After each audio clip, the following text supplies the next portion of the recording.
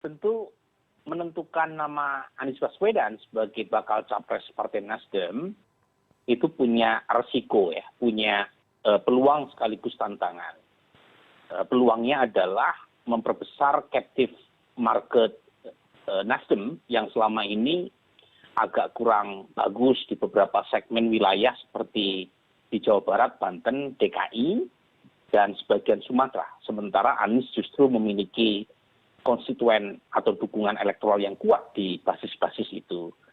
Tetapi saat yang sama juga punya risiko politik elektoral yang tidak kecil, karena Nasdem adalah peraih suara terbesar dari segmen non-muslim berdasarkan pemilu 2019. Dan saat yang sama ada kantong-kantong non-muslim di Indonesia bagian timur yang selama ini menjadi lumbung suara Nasdem. Yang dengan pencalonan Anies Baswedan itu punya risiko politik mereka akan lari. Tetapi setidaknya ada captive, ada potensi suara yang bisa digali di basis-basis Jabar, Banten, DKI, dan Sumatera yang secara elektoral itu jauh lebih besar dibanding basis suara Nasdem di Indonesia bagian timur. Itu yang pertama. Nah, yang kedua yang menurut saya menarik dari sisi timing adalah timingnya itu sangat berdekatan dengan pemberitaan koran Tempo yang mengklaim salah satu pimpinan KPK mencoba untuk menjegal Anies Baswedan dari sisi kasus hukum.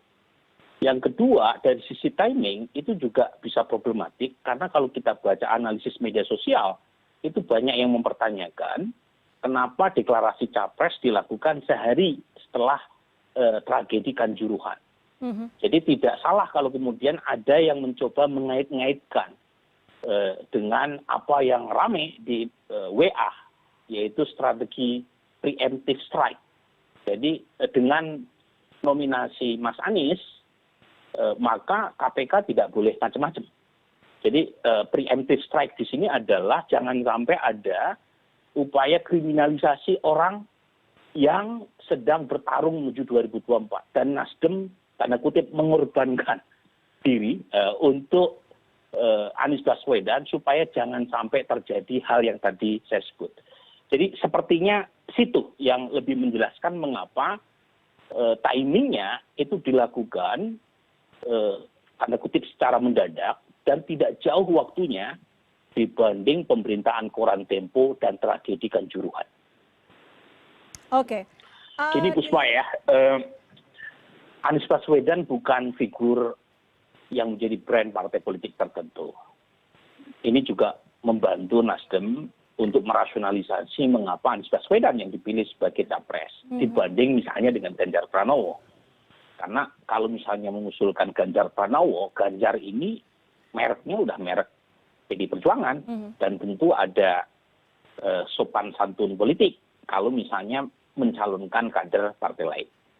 Nah, yang kedua, bagaimanapun Anies Baswedan ini bukan politisi tanpa modal.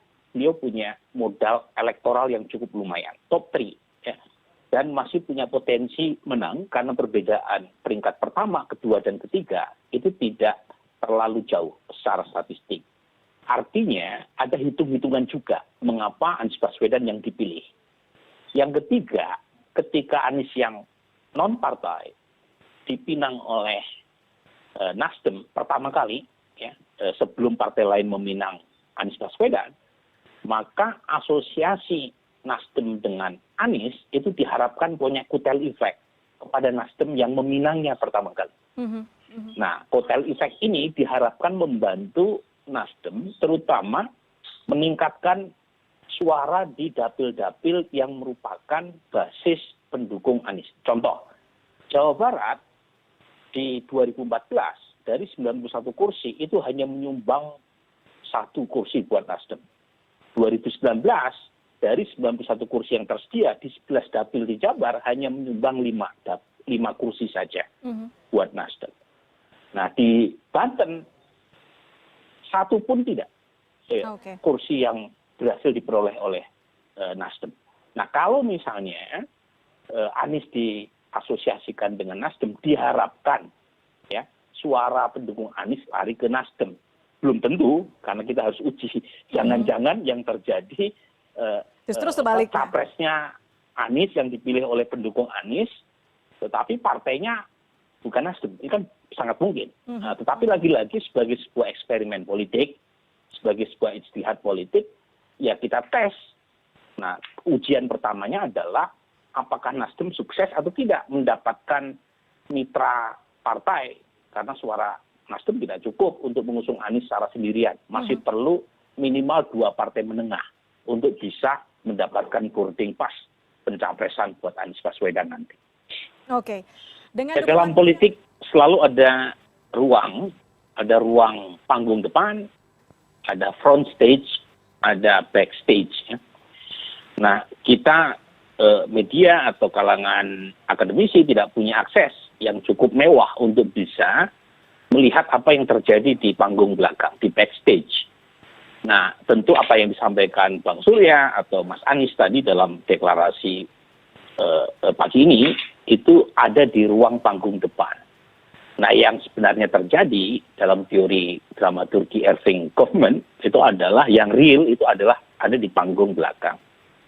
Nah, di panggung belakang ini tentu dalam penentuan cawapres jauh lebih kompleks ketimbang apa yang kita saksikan di panggung depan. Karena melibatkan satu adalah penentuan cawapres untuk memenuhi syarat teknis pencapresan. Karena ada presidensial threshold 20-25%. Nasdem baru kurang lebih sekitar 9%. Artinya masih memerlukan 2 partai menengah. Nah, 2 partai menengah lain yang selama ini PDKT dengan Nasdem, Demokrat dan PKS, itu dari sisi kursi tidak terlalu berbeda dengan Nasdem.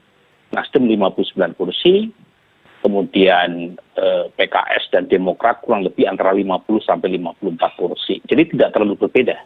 Nah, di situ pasti ada ruang negosiasi terkait siapa yang menjadi cawapres. Apakah dari Demokrat, ataukah dari PKS, atau bukan dua-duanya. Karena 2 partai ini relatif berbeda tipis. Nah, di situ seninya bernegosiasi yang tadi Bung Willy sebut ya. Nah, yang kedua itu bagaimanapun kan bukan sekedar bisa menominasikan Anies Baswedan.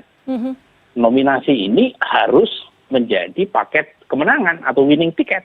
Nah, untuk winning ticket kalau kita lihat hasil survei, tidak ada capres yang bisa memenangkan dalam 1 putaran. Artinya cawapres menjadi penting. Dalam konteks pemenangan, dia bukan sekedar tambal sulam. Dia menjadi penentu kemenangan. Nah, siapa bakal cawapres Anies yang potensial memenangkan 2024? Ya harus dilihat nama-nama yang potensial menambal kekurangan elektoral Anies Baswedan. Nah, Anies Baswedan itu lemah di Jawa Tengah, di Jawa Timur. Padahal 2 provinsi ini adalah 2 provinsi yang menentukan pilpres siapa yang menang secara nasional sejak 2004 sampai sekarang. Artinya argumen yang kedua adalah argumen elektabilitas. Nah, yang terakhir adalah argumen logistik. Pak Burhanuddin, tapi kalau melihat peta politik beberapa bulan atau beberapa waktu belakangan begitu, kita ketahui Rapimnas Demokrat mengusung AHY, tapi diketahui juga AHY ini akan jadi cawapres. Apakah ini juga menjadi sinyal bahwa nama AHY jadi target besar begitu untuk bisa mendompleng Anies Baswedan atau bergabung dengan Anies Baswedan dalam koalisi atau strategi Nasdem memenangkan Pilpres ini? Lagi-lagi jawabannya ketiga argumen yang tadi saya sebut dalam menentukan cawapres. Satu, argumen teknis nominasi pencapresan. Nah, AHY bisa membantu karena Demokrat punya kursi. Tetapi tidak cukup, sekali lagi, perlu PKS. Nah, PKS rela nggak kalau misalnya AHY yang dicawapreskan untuk mendampingi Anies Baswedan? Sementara PKS tidak punya tokoh yang masuk dalam nominasi. Yang kedua, argumen elektabilitas. AHY punya nggak elektabilitas yang cukup? Nah, kalau kita lihat survei-survei, AHY kurang lebih sekitar 3%-an. Nah, artinya apakah mencukupi buat Anies sehingga Anies bisa menjadi winning ticket kalau didampingi oleh AHY? Nah, lagi-lagi lihat kelemahan Anies secara elektoral di mana? Di Jawa Tengah sama Jawa Timur, itu kantongnya NU. Nah, yang ketiga, AHY punya nggak logistik? Nah, pola 3 penentuan tadi itu bisa dipakai untuk melihat nama lain yang diusung sebagai bakal calon cawapres yang mau dijodohkan dengan Anies. Jadi bukan AHY saja. Jadi misalnya kalau PKS mengusung Saihu atau Salim Segaf, punya nggak syarat untuk menutupi kekurangan nominasi pencapresan? Punya nggak argumen elektabilitas dan logistik? Jadi supaya lebih adil daripada kita melihat orang per orang dalam mengukur siapa cawapres yang tepat buat Anies Baswedan. Oke.